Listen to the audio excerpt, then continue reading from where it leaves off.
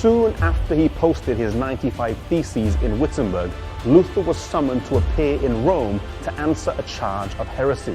His friends were filled with dread. They knew the danger that threatened him in that city. People remembered John Huss a century before, how he had been promised a safe passage and fair treatment, but he had been burned at the stake.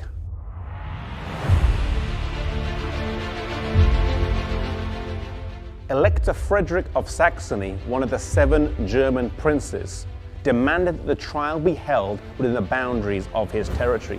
The Pope's legate was to hear the trial on his behalf, but before the trial could begin, the legate was charged to prosecute and constrain without delay, and to banish, curse, and excommunicate all of whatever rank in church or state who would not seize Luther and his adherents.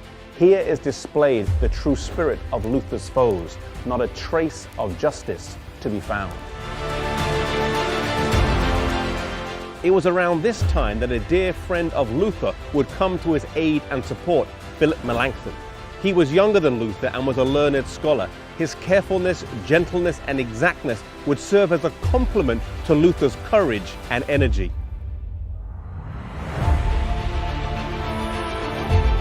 Augsburg had been set as the place of the trial, and whilst Luther was told not to attend by many of his friends who feared for his life, he was resolute about attending and made his way to Augsburg. At this point, Luther had not received an assurance of a safe passage, and his foes hoped that he would appear without one, but this he refused to do.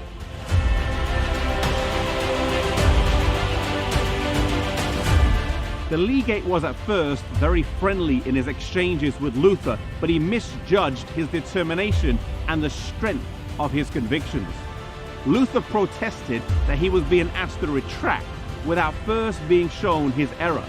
Every response that he gave, he showed clearly how it could be backed up with the Bible, but the legate's response was always a heated response with the words retract, retract. Realizing that this exchange was futile, Luther asked to present his findings in writing, which he did the next day.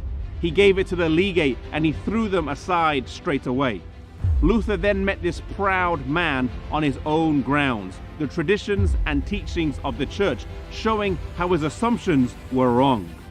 The trial wasn't really going anywhere though, and Luther soon retreated with his friends.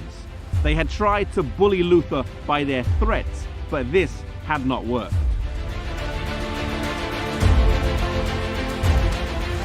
Luther's teachings and writings were spreading across Germany like wildfire, and eventually Rome resorted to a bull of excommunication.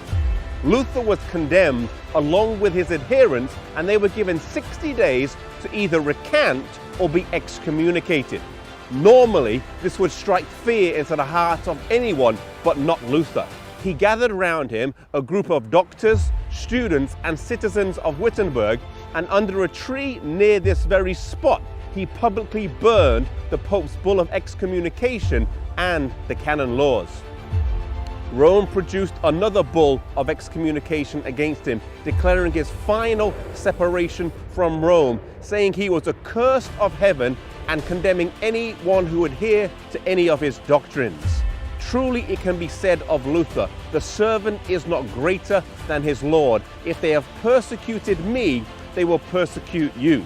While the forms of opposition to the truth change and how open they are over time, the same antagonism exists and will be manifested to God's people until the end of time.